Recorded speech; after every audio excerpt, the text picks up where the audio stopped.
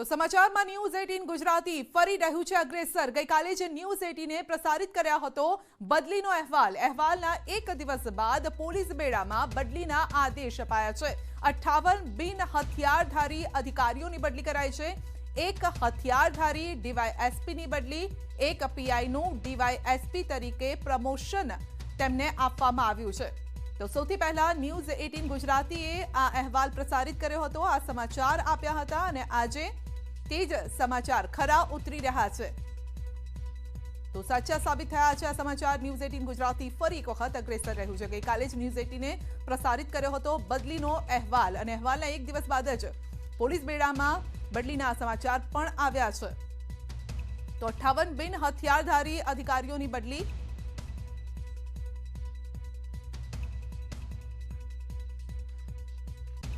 વલસાડમાં નવ દંપતીને પોલીસ સ્ટેશનમાં રાખવા અંગે તપાસ થશે। જી હા, રેન્જ આઈજી રાજકુમાર પાંડ્યને તપાસના આદેશ આપ્યા છે। તપાસ કરી વલસાડ એસપીને 24 કલાકમાં જ રિપોર્ટ સોંપવા માટે આદેશ કરાયો છે।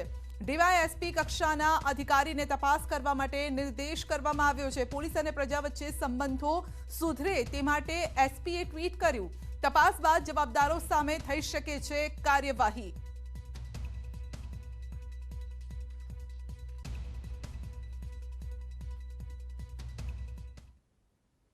તો પોલીસ લગ્ન પ્રસંગની ગાઈડલાઇન્સનો જ્યારે ભંગ થાય ત્યારે સામાન્ય રીતે વરરાજા કે દુલ્હનના પરિવારજનો સામે કાર્યવાહી કરતી હોય છે। દુલ્હા અને દુલ્હન સામે માનવતાના ધોરણે કાર્યવાહી કરાતી નથી હોતી। ગુજરાતમાં પ્રથમ એવી ઘટના છે કે જેમાં વલસાડ પોલીસે કર્ફ્યુ ભંગના મામલામાં દુલ્હા અને દુલ્હનને પણ ન છોડ્યા।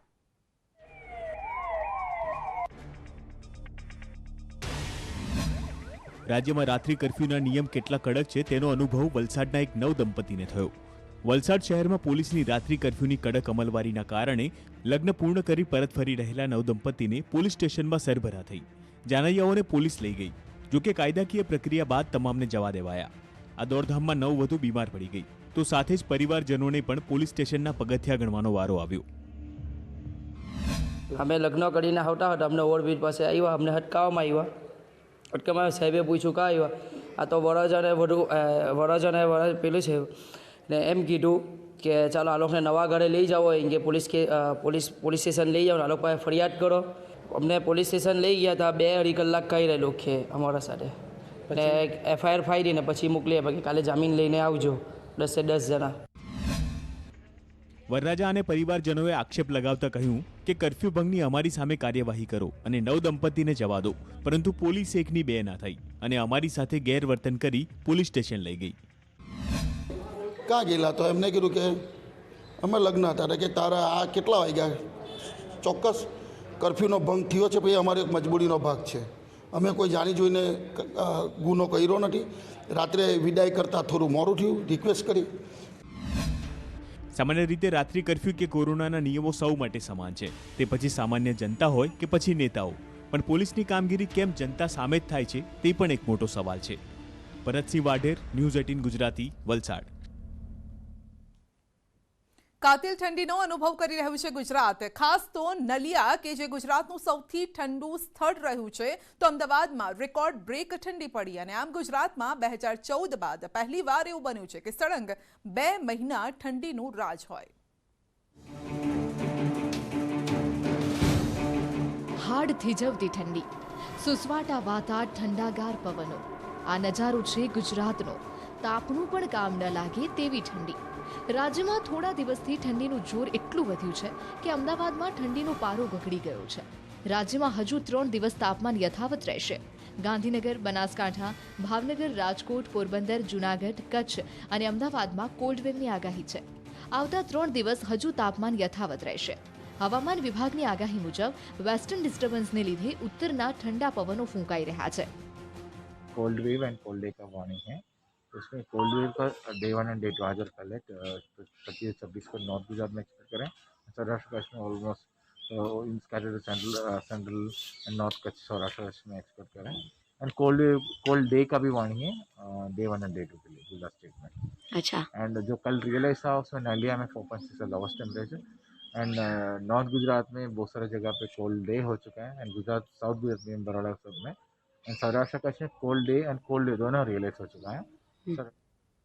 तो 26 જાન્યુઆરી પહેલા રાષ્ટ્રપતિનું અભિભાષણ સીધો જ સંદેશ સાંભળીએ। के लिए प्रेरणा का स्रोत है।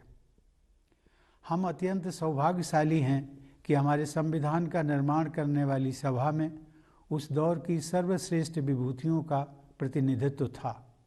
वे लोग हमारे महान स्वाधीनता संग्राम के प्रमुख ध्वजवाहक थे।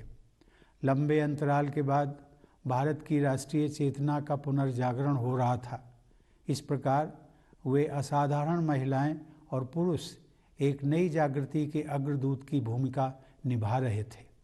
उन्होंने संविधान के प्रारूप के प्रत्येक अनुच्छेद, वाक्य और शब्द पर सामान्य जनमानस के हित में विस्तृत चर्चा की। वह विचार मंथन लगभग 3 वर्ष तक चला। अंततः डॉक्टर बाबा साहेब आम्बेडकर ने प्रारूप समिति के अध्यक्ष की हैसियत से संविधान को आधिकारिक स्वरूप प्रदान किया और वह हमारा आधारभूत ग्रंथ बन गया। यद्यपि हमारे संविधान का कलेवर विस्तृत है, क्योंकि उसमें राज्य के कामकाज की व्यवस्था का भी विवरण है, लेकिन संविधान की संक्षिप्त प्रस्तावना में लोकतंत्र, न्याय, स्वतंत्रता, समानता और बंधुत्व के मार्गदर्शक सिद्धांत सारगर्भित रूप से उल्लिखित हैं।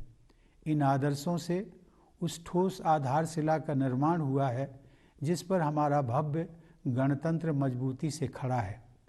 इन्हीं जीवन मूल्यों में हमारी सामूहिक विरासत भी परिलक्षित होती है। इन जीवन मूल्यों को मूल अधिकारों तथा नागरिकों के मूल कर्तव्यों के रूप में हमारे संविधान द्वारा बुनियादी महत्व प्रदान किया गया है। अधिकार और कर्तव्य एक ही सिक्के के 2 पहलू हैं। संविधान में उल्लिखित मूल कर्तव्यों का नागरिकों द्वारा पालन करने से मूल अधिकारों के लिए समुचित वातावरण बनता है। आह्वान किए जाने पर राष्ट्र की सेवा करने के मूल कर्तव्य को निभाते हुए हमारे करोड़ों देशवासियों ने स्वच्छता अभियान से लेकर कोविड टीकाकरण अभियान को जन आंदोलन का रूप दिया है। ऐसे अभियानों की सफलता का बहुत बड़ा श्रेय हमारे कर्तव्यपरायण नागरिकों को जाता है। मुझे विश्वास है कि हमारे देशवासी इसी कर्तव्य निष्ठा के साथ राष्ट्रहित के अभियानों को अपनी सक्रिय भागीदारी से मजबूत बनाते रहेंगे। प्यारे देशवासियों, भारत का संविधान 26 नवंबर 1949 को संविधान सभा द्वारा अंगीकृत, अधिनियमित और आत्मार्पित किया गया। उस दिन को हम संविधान दिवस के रूप में मनाते हैं। उसके 2 महीने बाद 26 जनवरी 1950 से हमारा संविधान पूर्णतः प्रभावी हुआ। ऐसा सन 1930 के उस दिन को यादगार बनाने के लिए किया गया था, जिस दिन भारतवासियों ने पूरी आज़ादी हासिल करने का संकल्प लिया था। सन 1930 से 1947 तक हर साल 26 जनवरी को पूर्ण स्वराज दिवस के रूप में मनाया जाता था। अतः यह तय किया गया कि उसी दिन से संविधान को पूर्णतः प्रभावी बनाया जाए। सन 1930 में महात्मा गांधी ने देशवासियों को पूर्ण स्वराज दिवस मनाने का तरीका समझाया था। उन्होंने कहा था, चूँकि हम अपने ध्येय को अहिंसात्मक और सच्चे उपायों से ही प्राप्त करना चाहते हैं और यह काम हम केवल आत्मशुद्धि के द्वारा ही कर सकते हैं, इसलिए બુલેટિનમાં આગળ વધીએ। રાજ્યમાં ધીમે ધીમે કોરોનાનું સંક્રમણ વધી રહ્યું છે અને ત્યારે કોરોનાની ત્રીજી વેવમાં બાળકો પણ સંક્રમિત થઈ રહ્યા છે। અત્યાર સુધીમાં 2250 બાળકો કોરોના સંક્રમિત થઈ ચૂક્યા છે। હજુ પણ સંખ્યા વધી રહી છે અને તે મામલે સરકારી હોસ્પિટલોનું તંત્ર સજ્જ હોવાના દાવા કરી રહ્યું છે અને છેલ્લા 12 દિવસમાં 482 બાળકો કોરોના સંક્રમિત થયા છે। તો ગોત્રી સયાજી હોસ્પિટલના કોવિડ વોર્ડમાં કુલ મળી 30 થી પણ વધુ બાળકો કોરોના સંક્રમિત થયા છે અને જે સારવાર લઈ ચૂક્યા છે, જેમાં એસએસજી હોસ્પિટલમાં 40 થી 50 દિવસની ઉંમરના બાળકો હજુ પણ સારવાર હેઠળ છે। ગયા વખતે પણ અમે જ્યારે આવા નવજાત અથવા બહુ યંગ બાળકો જોયા ને, એ લોકો ડાયરિયા વોમિટિંગ સાથે વધારે આવતા હતા। રેસ્પિરેટરી અને ન્યુમોનિયા કરતા અથવા કોમોર્બિડ બાળકો વધારે આવતા હતા. તો એ રીતે આ બાળકમાં પણ બાળક વધારે ડાયરિયા અને ડિહાઇડ્રેશન લઈને આવ્યું. થોડો શ્વાસ પણ વધારે ચાલતો હતો, એ ડિહાઇડ્રેશનને કારણે હતો. એના કારણે જ અમે એની તપાસ પણ કોવિડ માટે કરી અને એ વાયરલ ડાયરિયાનું જ કારણ નીકળ્યું આનામાં પણ. બીજી તરફ અમદાવાદમાં વેક્સિન ડ્રાઈવમાં એએમસી નવતર પ્રયોગ હાથ ધર્યો છે. 15 થી 18 વર્ષના કિશોર જે વેક્સિન લઈ રહ્યા છે તે બાળકોને સ્કૂલ બેગ આપશે. તો સ્વૈચ્છિક સંસ્થાઓએ 30,000 સ્કૂલ બેગ એએમસીને આપી છે. હાલ પશ્ચિમ ઝોનમાં આ નવતર પ્રયોગ હાથ ધરાયો છે. આવતા દિવસોમાં અન્ય ઝોનમાં સ્કૂલ બેગ આપવામાં આવશે. સ્કૂલ બેગ ઉપરાંત લકી ડ્રોથી અપાશે આઈપેડ. તે લોકોનું વેક્સિનેશન 3 જાન્યુઆરીથી સ્ટાર્ટ કરવામાં આવેલું છે અને શરૂઆતના ફેઝમાં તમામ સ્કૂલનો સંપર્ક કરીને સ્કૂલમાં જ વેક્સિનેશન થાય તે પ્રકારની વ્યવસ્થા કરવામાં આવેલી છે. આ 15 થી 18 વર્ષના બાળકોના વેક્સિનેશન દરમિયાન ઘણી સંસ્થાઓએ CSR એક્ટિવિટી અંતર્ગત પોતાનો ફાળો આપેલો છે, જે અંતર્ગત હાલમાં પણ એક સંસ્થા દ્વારા 30,000 જેટલી સ્કૂલ બેગ આપવાનું નક્કી કરવામાં આવેલું છે અને એ પૈકી ઇનિશિયલ સ્ટેજમાં 2,500 જેટલી બેગ અમને ડિલિવર કરવામાં આવી છે. આજથી ઝોન વાઇઝ અમે આ પ્રકારે સ્કૂલ બેગનું ડિસ્ટ્રીબ્યુશન સ્ટાર્ટ કરાવડાવ્યું છે. આજે પ્રથમ દિવસે પશ્ચિમ ઝોનના તમામ યુએસસીમાંથી આ પ્રકારના બેગનું વિતરણ થાય તે પ્રકારની વ્યવસ્થા કરવામાં આવી છે. આવનારા દિવસોમાં અન્ય ઝોનમાંથી પણ આ પ્રકારની સ્કૂલ બેગ આપી શકાય તે પ્રકારની વ્યવસ્થા કરવામાં આવશે. સ્પેશિયલી આ સ્કૂલ બેગ આપવાનો હેતુ 15 થી 18 વર્ષના જે કોઈ બાળક છે, સ્કૂલે જતા બાળક છે, તે વેક્સિન તરફ પ્રેરાય તેના લાભાર્થે આ એક યોજના અમલમાં મૂકવામાં આવેલી છે. આ ઉપરાંત અમદાવાદ મ્યુનિસિપલ કોર્પોરેશન દ્વારા જેટલા પણ સ્ટુડન્ટ્સે વેક્સિન લીધેલી છે, 3 જાન્યુઆરીથી લઈને 24 જાન્યુઆરી સુધી વેક્સિન લીધેલી છે, તે તમામનો લકી ડ્રો કરવામાં આવશે અને આવનારા દિવસો એટલે કે આવતીકાલના રોજ આનો ડ્રો કરીને જે તે કોઈ વિજેતા છે તેને આઈપેડ આપવાની પણ કોર્પોરેશન દ્વારા વિચારણા હતી અને એનો અમલ આવતીકાલના રોજ કરવામાં આવશે.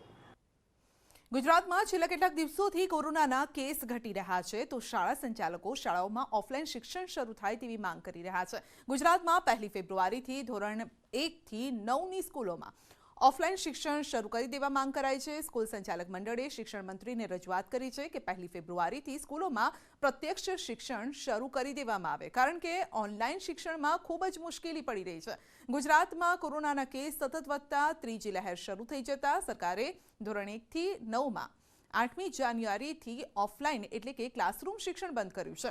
ઓનલાઈન શિક્ષણ ફરી ચાલુ રહ્યું છે અને 31મી જાન્યુઆરી સુધી 1 થી 9ના વર્ગો બંધ કરવામાં આવ્યા છે, જ્યારે કે ધોરણ 10 થી 12ના જે વર્ગો છે તે ઓફલાઈન ચાલી રહ્યા છે.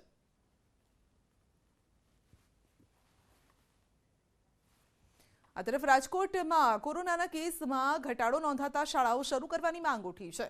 રાજકોટ સ્વનિર્ભર શાળા સંચાલક મંડળે શાળાઓ ચાલુ કરવાની માંગ કરી છે. 6 થી 9 સુધીની શાળા 1 ફેબ્રુઆરીથી 1 થી 5 સુધીના વર્ગ 15મી ફેબ્રુઆરી સુધીમાં શરૂ કરવાની માંગ કરાઈ છે, જેને લઈ શિક્ષણ મંત્રીને પત્ર લખવામાં આવ્યો છે. ક્રિટિકલ થિંકિંગ અને પ્રોબ્લેમ સોલ્વિંગ જેવી સ્કિલનો લોસ એ ફરીથી ભરપાઈ થવા લાગી હતી. વિદ્યાર્થીઓ ફરીથી ચેતનવંતા બની રહ્યા હતા, ફરીથી જીવંત બની રહ્યા હતા, ફરીથી એમનામાં ધગસ, ઉત્સાહ અને ઉમંગ જોવા મળી રહ્યો હતો. હવે આ ઓનલાઈન એડ્યુકેશન જો વધારે સમય ઓનલાઈન જ ચાલુ રહે તો બાળકો છે એક બહુ મુશ્કેલથી ટ્રેક પર આવેલા છે, ફરીથી એ ટ્રેક ઉપરથી ઉતરી જવાનો કે ડિરેલ થઈ જવાનો અમને ભય છે. બુલેટિનમાં આગળ વધીશું નાનકડા બ્રેક બાદ.